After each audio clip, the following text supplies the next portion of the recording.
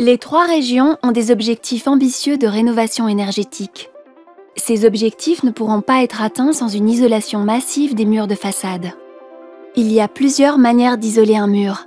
Dans la coulisse, par l'extérieur, par l'intérieur. L'isolation dans la coulisse n'est pas toujours possible, parfois simplement parce que cette coulisse est inexistante.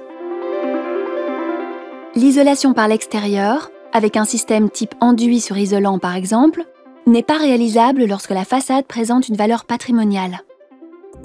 Ou encore parce que la place extérieure manque, comme dans le cas d'un bâtiment construit à la limite de la parcelle.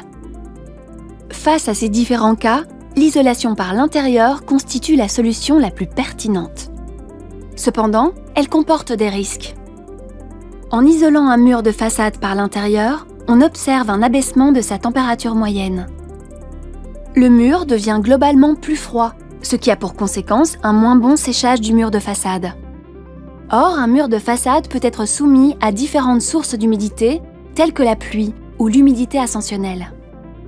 De plus, avant isolation, cette humidité peut s'évacuer tant via l'intérieur que l'extérieur.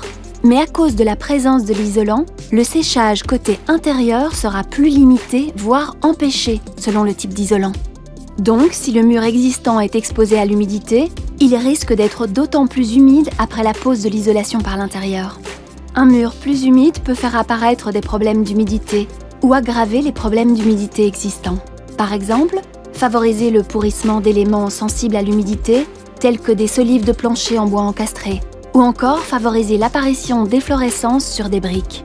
Le mur devenant plus froid, il y a un risque d'endommager les briques de façade si elles n'ont pas une résistance au gel suffisante. Afin de limiter les risques, il faut suivre 3 étapes. Premièrement, il est important de procéder à un bon diagnostic de la situation existante et de prendre les mesures correctives nécessaires avant de procéder aux travaux de rénovation. Pour la deuxième étape, la conception, différents systèmes d'isolation s'offrent à nous. Les systèmes fermés à la diffusion de vapeur qui vont bloquer ou freiner la vapeur côté intérieur à l'aide d'un pare-vapeur ou de leurs caractéristiques intrinsèques, et les systèmes basés sur les isolants capillaires actifs qui vont laisser passer la vapeur tout en gérant la condensation grâce à leur capillarité. Ces systèmes doivent être correctement conçus et mis en œuvre, et chaque solution présente ses avantages et ses inconvénients. Pour la troisième étape, on veillera à traiter les nœuds constructifs et aussi à soigner l'étanchéité à l'air, en assurant la continuité du pare-air. Un enduit ou une membrane pare-vapeur peut faire office de pare-air.